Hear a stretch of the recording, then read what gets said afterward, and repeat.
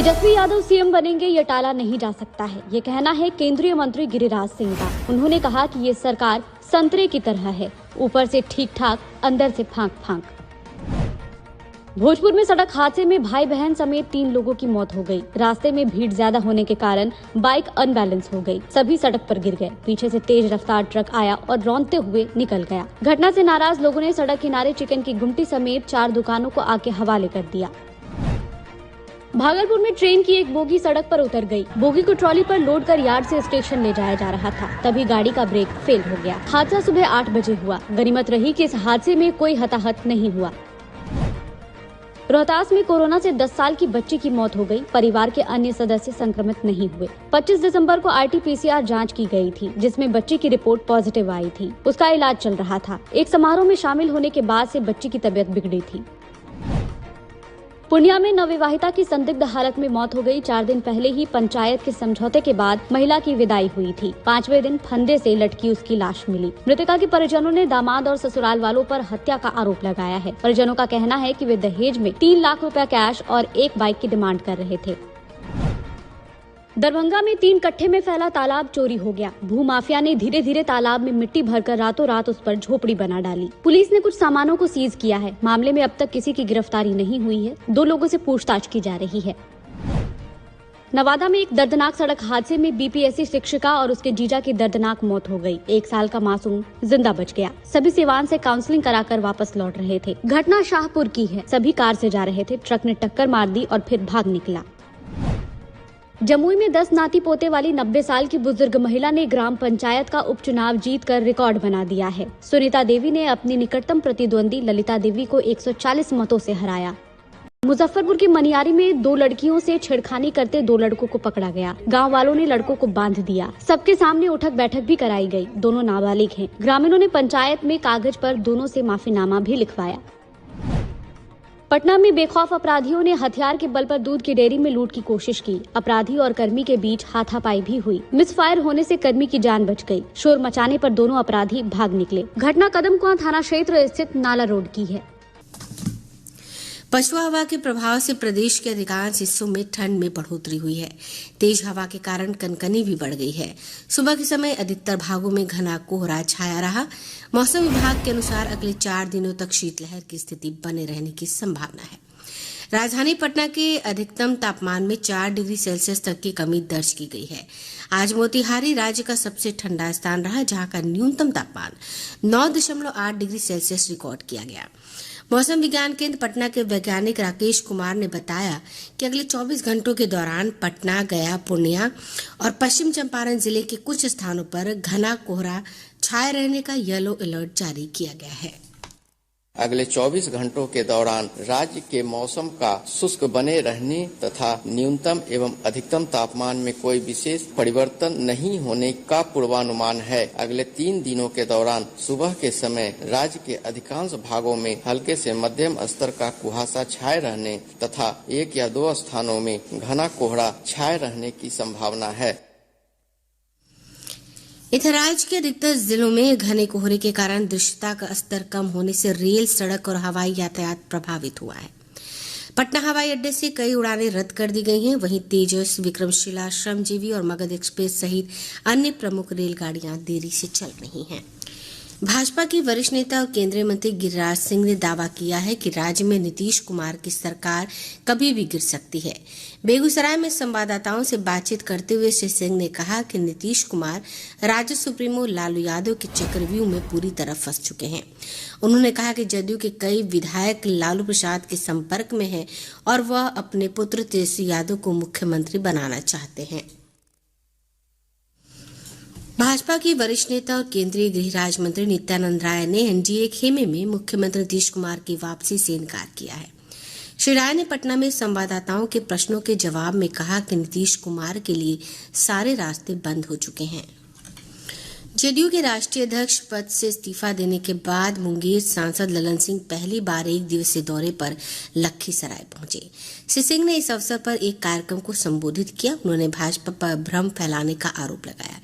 जदयू नेता ने कहा कि उनकी पार्टी पूरी तरह मजबूत है। केंद्र ने 16वें वित्त आयोग का गठन कर दिया है। नीति आयोग के पूर्व अध्यक्ष डॉक्टर अरविंद पनगड़िया इसके अध्यक्ष होंगे। डॉक्टर पनगड़िया कोलंबिया विश्वविद्यालय के प्रोफेसर हैं। वित्त मंत्रालय के बयान में कहा गया है कि भारतीय प्रशासनिक सेवा के अधिकारी ऋत्विक रंजनम पांडे आयोग के सचिव होंगे। वित्त आयोग केंद्र और राज्यों के बीच शुद्ध कर के वितरण सहित विभिन्न मामलों में सिफारिश करेगा। यह राज्य में पंचायतों और नगरपालिकाओं के संसाधनों के अनुपूरण के लिए राज्य की समेकित निधि बढ़ाने के लिए आवश्यक उपायों का भी सुझाव देगा।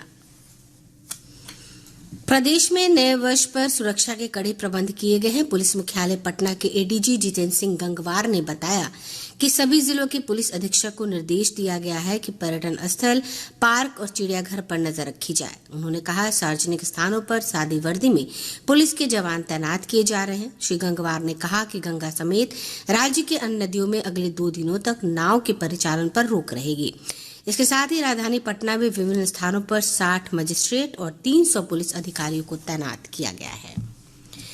तिब्बती आध्यात्मिक गुरु दलाई लामा का प्रवचन बोधगया के कालचक्र मैदान में चल रहा है। विश्व के कई देशों के श्रद्धालु बोधगया पहुंच हुए हैं। उनके उपदेशों का हिंदी, अंग्रेजी सहित 22 देशी विदेशी की भाषाओं में FM रेडियो के माध्यम से प्रसारण किया जा रहा है। दलाई लामा इस अवसर पर विश्व शांति, करुणा और दया का संदेश दे रहे हैं। नई दिल्ली में आयोजित राष्ट्रीय विद्यालय स्तर प्रतियोगिता में अंडर 19 वर्ग में स्वर्ण पदक जीतने वाले कुश्ती खिलाड़ी जुगनू भारद्वाज का बेगूसराय पहुंचने पर भव्य स्वागत किया गया। जुगनू ने इस अवसर पर समर्थन के लिए लोगों के प्रति आभार जताया। नवादा जिले के मुफस्सिल थाना क्षेत्र के शाहपुर गांव के पास तेज रफ्तार ट्रक की चपेट में आने से 2 लोगों की घटनास्थल पर मौत हो गई। इधर समस्तीपुर जिले के खानपुर थाना क्षेत्र के टेढ़ा मिल्की गांव में मिट्टी धंसने से 2 लोगों की मौत हो गई। शेखपुरा के सदर प्रखंड के चाड़े गांव में पुलिस ने छापेमारी कर 2 किलो गांजा के साथ एक तस्कर को गिरफ्तार किया। मुंगेर शहर में मोटरसाइकिल सवार 5 अपराधियों ने दहशत फैलाने के लिए दिन दहाड़े गोलीबारी की और फरार हो गए। पुलिस ने इस संबंध में अज्ञात अपराधियों के खिलाफ मामला दर्ज कर जांच शुरू कर दी है। महाराष्ट्र के ठाणे में नए साल से एक दिन पहले पुलिस ने एक रेव पार्टी पर छापा मारा है। ठाणे क्राइम ब्रांच की टीम ने इस पार्टी पर कार्रवाई करते हुए 100 से ज्यादा लड़के और लड़कियों को हिरासत में लिया है। पुलिस ने तकरीबन रात में 2 बजे ये छापेमारी की, जिसमें बड़ी संख्या में नशीले पदार्थ बरामद किए गए। ठाणे पुलिस के मुताबिक ये रेव पार्टी मुंबई से सटे ठाणे के घोड़बंदर रोड पर वड़वली बीच के पास आयोजित की गई थी। पुलिस ने बताया कि हमें देर रात रेव पार्टी की सूचना मिली। इसके बाद छापेमारी की गई। इस दौरान हिरासत में लिए गए ज्यादातर युवक युवतियां नशे की हालत में डांस करते हुए मिले थे। इनका मेडिकल टेस्ट करवाया जा रहा है। पार्टी एक निजी प्लॉट में चल रही थी। बिहार के पूर्व डिप्टी सीएम सुशील मोदी ने दावा किया है कि ललन सिंह की बगावत के चलते उन्हें जदयू के अध्यक्ष पद से हटाया गया है। सुशील मोदी ने कहा कि ललन सिंह ने अपनी पार्टी के 12-13 विधायकों को तोड़ लिया था। उन्होंने लालू यादव से हाथ मिलाकर तेजस्वी यादव को सीएम बनाने की तैयारी भी कर ली थी। नीतीश कुमार को इसकी भनक लग गई, इसलिए समय रहते ललन सिंह को पद से हटा दिया। कांग्रेस अध्यक्ष मल्लिकार्जुन खड़गे ने सोशल मीडिया पर एक पोस्ट शेयर की है। इसमें उन्होंने लिखा है कि 1962 में रेजांग लॉ युद्ध के महानायक मेजर शैतान सिंह के चुशूल लद्दाख में बने मेमोरियल को 2021 में ध्वस्त करने की खबर बहुत पीड़ादायक है। हालांकि विदेश मंत्रालय के प्रवक्ता अरिंदम बागची का कहना है कि ऐसा कुछ भी नहीं हुआ है। जम्मू कश्मीर पुलिस ने बारामूला से जब्त की गई करोड़ों रुपए की ड्रग्स कल नष्ट कर दिया। इसमें करीब 6 kilo heroine, 63 kilo Poppy straw और 207 ग्राम गांजा शामिल हैं।